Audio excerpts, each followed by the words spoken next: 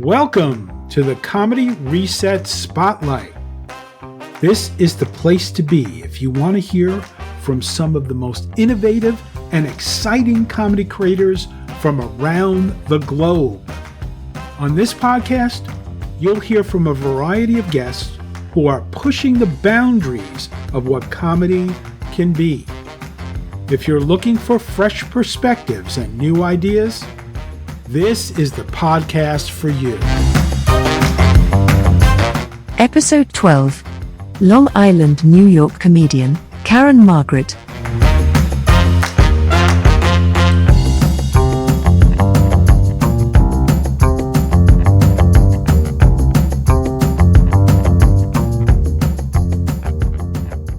When did you first start doing stand-up comedy?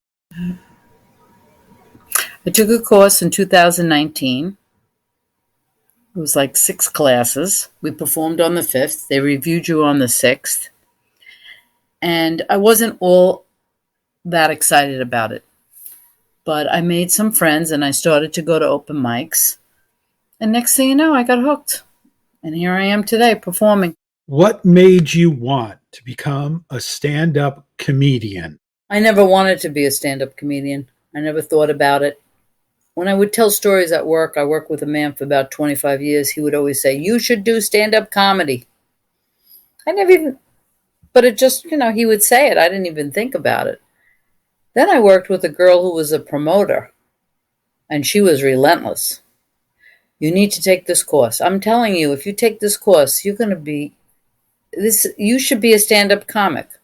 2 years of bugging me. Finally, I signed up for the course. And thank goodness there was some women my age in the course, or I would have left the first night.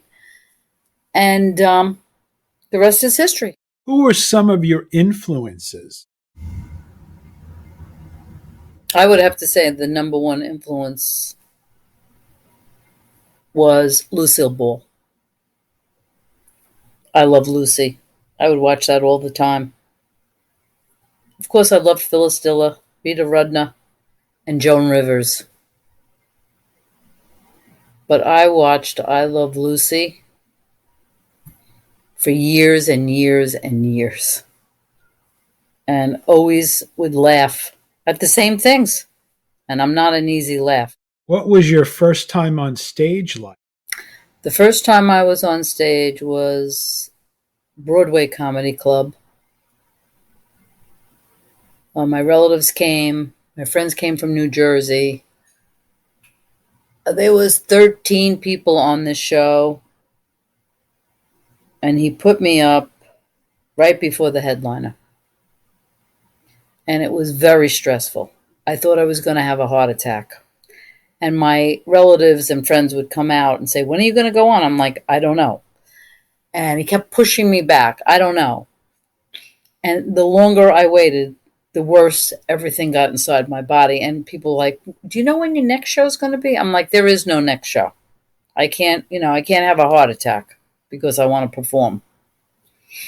And it was a lot of intrepidation before I got on that stage. It was very frightening. But when I got up there, I was okay. And that was a blessing. What's your favorite joke? I don't really have a favorite joke, but I do like jokes that have to do with family, because I think everybody can relate to that. And when I tell those kind of jokes, I feel like they're closer to me. I mean, maybe they touch my heart, so they would be my favorite jokes. Something that mentions a family member. What's the worst heckler experience you've ever had? I've been pretty fortunate so far. Only had one heckler. She was drunk and causing a bit of a ruckus, and her friends took her out of the room. So I really lucked out. What's the best gig you've ever had? I performed at a show at the brokerage with some very seasoned comedians. It was a fundraiser. I didn't have to bring anybody to the show. I got to do 8 minutes and I crushed. And some people on the show came up to tell me how good I did. And I think they were surprised. They hadn't really seen me perform. And afterwards, one of the audience members was my girlfriend's sister. And she came up to me to tell me how great I did. And she didn't have to tell me. I knew I did the best I had ever done. And it just felt so great. What's the worst gig you've ever had? I think the worst gig I ever did was in a bar with very few audience members. And the other comics weren't very funny. And it didn't really matter because you didn't get any feedback. It was almost like performing in front of your mirror at home. There was no energy in the room. It was disappointing. It was a Friday or Saturday night. I could have been out doing something better. How do you deal with stage fright? Stage fright has increasingly got better for me. And I think the biggest reason is because I tell myself to have fun. Just remember, you're trying to have fun. You're here to have fun. You have fun, the audience will have fun. And I say that over and over again in my mind. And preparing and knowing your set very well is another reason that, will minimize your stage fright. I think so, for me anyway. What was the most unexpected response you've ever gotten to one of your jokes? One time I told a joke. There's a 2-part to a joke I tell. And the first part, people, laugh loudly. It takes them by surprise. And then the second part of it, they chuckle. It's not as robust, the laugh. But this time, there was quiet. And I did come up with something to say because I think in their mind, they must have been processing it. So I just said, it's a visual. And then the audience came back and they went into a loud laughter. It worked very well, but that was a surprise. I never had that happen before. How do you prepare for a show? I think it's real important to know your set. I think it's real important to perform it several times. For me, I do it at home in front of the mirror the day of the performance. I also perform it at open mics during the week. And I like to keep my energy level, my energy exertion for the day of the show. I like to be low key during the day. I want to keep my energy up for at night. So, and sometimes I can't nap. So I just have to make sure the day is low key. I don't want to be rushing around, running around, doing too many things. So I think that's important because my energy level is going to affect my performance and my energy level will affect the audience. What's the best advice you've ever been given about stand-up comedy? I think some of really good advice I got was to enjoy yourself when you're up there, have fun. And, you are developing your persona as you do this. The subjects you pick, how you deliver, all those things develop the character on stage, which is close to who I am. So you try to keep it genuine, but you are performing. And I think, someone telling me that was something I didn't really recognize right away. So I think that was some really good advice so I could pay attention to it because I wasn't even aware of it till that point. What's the worst advice you've ever been given about stand-up comedy? This question's a tough one because I don't know if I've been given really bad advice. I think most comedians I've met have been helpful. And, you know, that's all I could say. I can't even think of anything that was really bad advice. What would you say is the biggest misconception about stand up comedy? Stand up comedy to me seemed very, not that it wasn't hard to do, but it seemed simple, you know? And it's the furthest thing from simple. I mean, and there's so much to it. It's what's kept my interest, really, because you have to learn how to write jokes. Very hard. Even certain words are better to tell a joke than other words. All these things matter. The size of the room you're performing in, the temperature of the room, all these things I've learned is amazing to me, that all these things really do matter, and it all makes a difference in how the audience is going to receive what you're performing. And then you have the performance itself, which is a whole other dynamic, which, the comedians have to learn all of it. And that's what makes it so complicated, complex, I should say, and rewarding. What do you believe is the key to success in stand-up comedy? Well, I believe the key to success in stand-up comedy is perseverance, hard work, and extending yourself more than you ever thought. I mean, I would think just the little time I've been in it, it's been very absorbing. It's 150% of you better put into it, or you're not going to be successful. You need to work on your craft every day. You need to make connections. You need to market yourself. You are running a business here, and you do it all. So it's a lot, and I think perseverance is the key. What do you think is the biggest obstacle that stand-up comedians face? I see a lot of obstacles.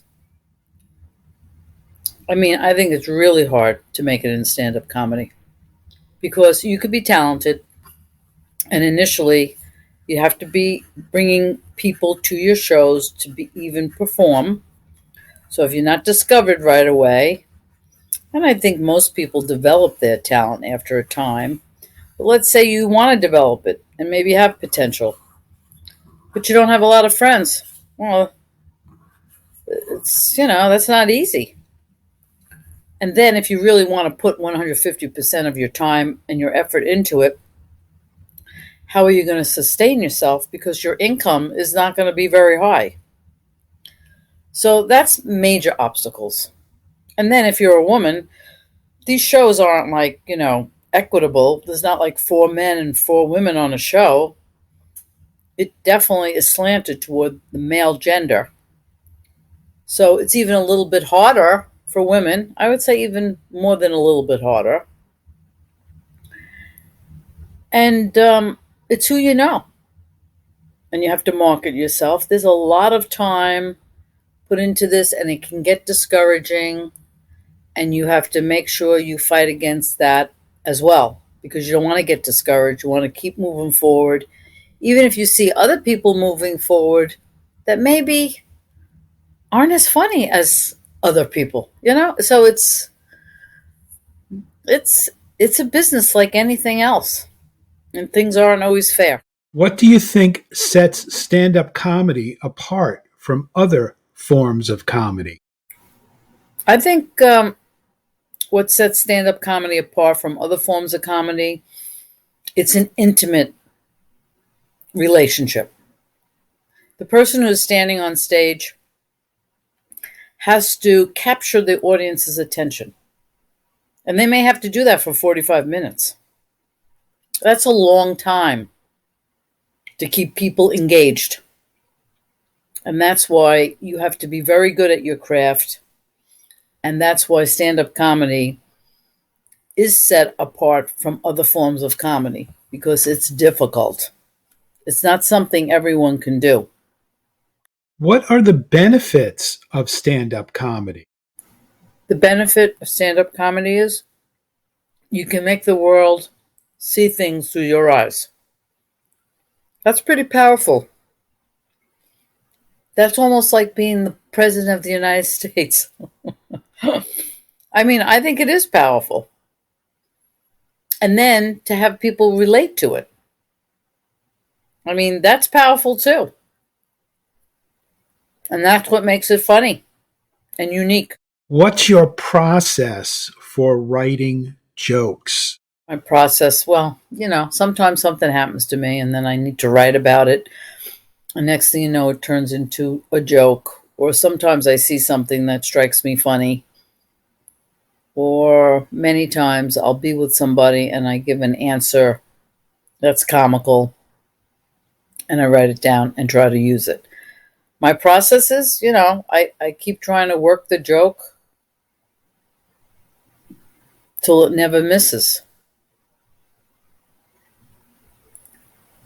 What's the most important thing for a stand-up comedian to remember? Most important thing for a stand-up comedian to remember is when they give you 6 minutes, don't go over.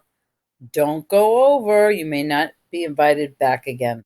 What do you think are the best techniques for dealing with hecklers? You don't want to engage in a negative way. I would try to ignore them and then maybe just make a joke at their expense.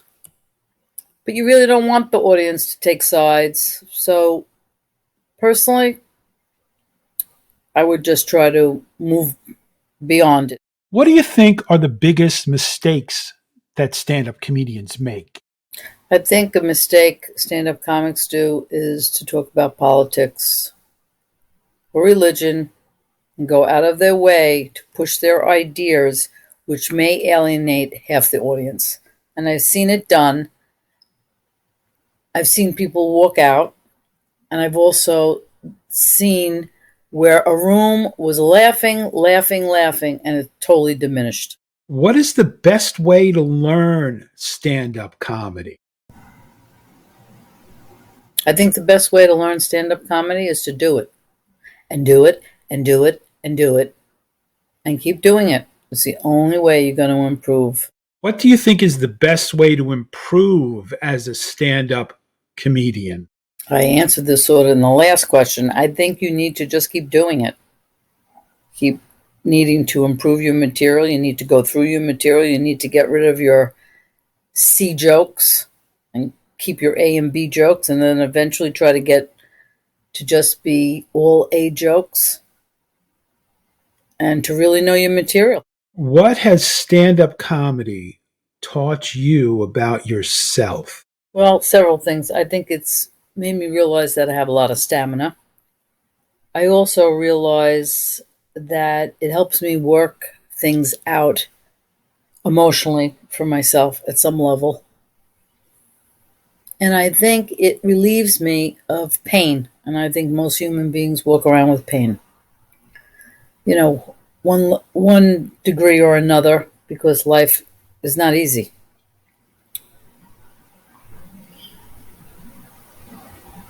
And I'm sure I'm going to learn more as I keep going forward in stand-up comedy.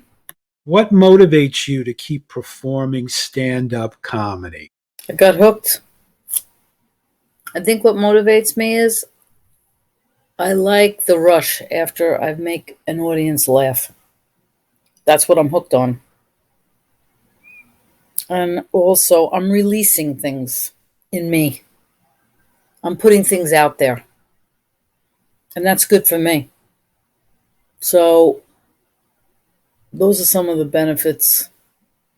I am always happy when I can make people laugh. I feel like it's a good job because you're helping people have a good time, and that's a gift.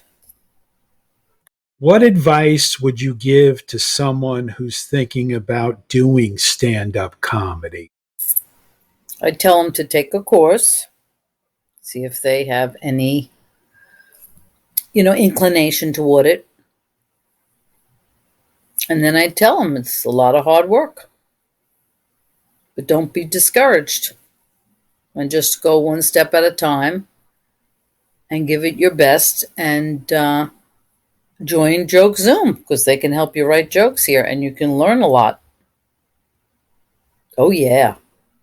Is there anything you'd like to add that we did not cover? Yes, I just want to add, thank you, Rob, for allowing us to do this. We put together a nice little reset comedy button here, and I appreciate it. And I really love Joke Zoom, and I'm so glad you started it during COVID. All right. Have a good night. Take care. Thank you. I've been your host, Rob Chaffee. Don't forget to laugh today. It's good for you. Comedy Reset Spotlight is a podcast that brings you today's freshest and funniest comedy creators. If you like what you heard, please subscribe to hear more.